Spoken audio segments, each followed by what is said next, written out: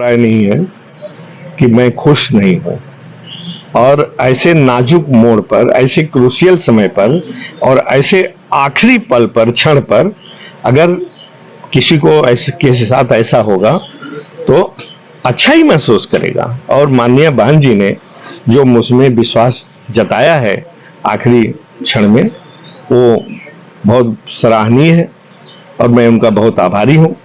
और आगे जौनपुर की जनता के साथ कमर कसकर हमेशा खड़ा रहूंगा।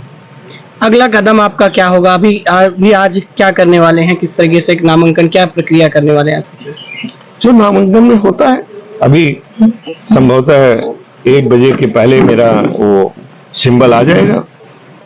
1 बजे का टाइम रखा है, आसपास थोड़ा मोड़ी देर भी हो सकती है। हम बहुत साधारण ढंग से जाएंगे। वैसे तो मेरे को टाइम बहुत कम मिला कि मैं बहुत फौज फाटा जुटाऊं, सैकड़ों 150 गाड़ियां, लेकिन अगर टाइम भी होता तो भी मैं नहीं जुटाता, क्योंकि मैं बहुत सरल और बहुत साधारण ढंग से अपने नॉमिनेशन को करना चाहता हूं, और जौनपुर की जनता को इस बात को भी समझना चाहिए।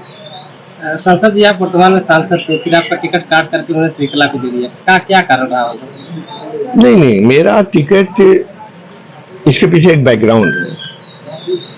मैं खुद चुनाव लड़ने का इच्छुक नहीं था।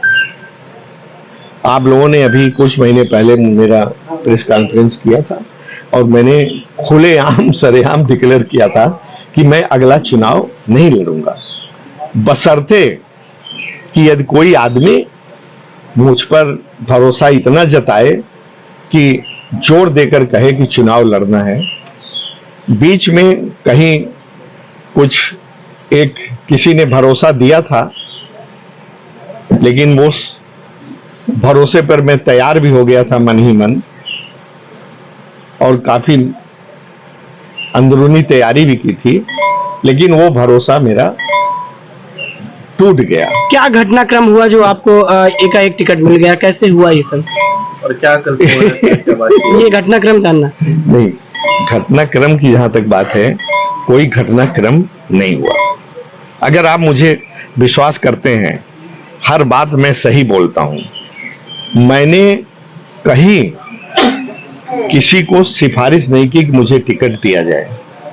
आप इस पर विश्वास करें न करें, मैं आज सुबह बाहर निकलने वाला था, बल्कि वरुणा से मेरा रिजर्वेशन था। सुबह चला जाता मैं, और लखनऊ से फिर मैं चला जाता बाहर बॉम्बे। लखनऊ में कुछ काम था, लेकिन रात को मैं इसलिए जल्दी सो गया था कि 5 बजे उठ करके ट्रेन पकड़ूं। तो मुझे रात को माननीय बहन जी का टेलीफोन आया कि तुम्हें चुनाव लड़ाना चाहती हूं, तैयार हो? हमने कहा अगर आपका आदेश है तो मैं एकदम तैयार हूं। और आज मैंने आगे का प्रोग्राम अपना कैंसिल करके, ये बहुत चांस के संयोग की बात है। बसपा को बीजेपी की बी टीम कहते हैं लोग, और ऐन वक्त में इस तरह टिकट बदल देना, जिस तरह धनंजय सिंह आए थे, एक बार लग रही थी कि बीजेपी का वोट कट रहा है। आप क्या लगता है, आप भी काट पाएंगे? आप कहते हैं, लोग कहते होंगे, लेकिन मैं तो ऐसा नहीं मानता। ठीक है, बसपा पिछली बार भी मैंने जीत दर्ज की थी जौनपुर की जनता की बदौलत, सपा गठबंधन। हाँ, और देखिए, मैं कहता हूं कि इस बार भी एक ज्योतिषी की भविष्यवाणी है कि अगला एमपी, वो महीनों पहले कह दिया था कि अगला एमपी जौनपुर का आपको ही होना है, देख करके। तो मैंने कहा जब मुझे टिकट ही नहीं मिला तो मैं एमपी कैसे होऊंगा?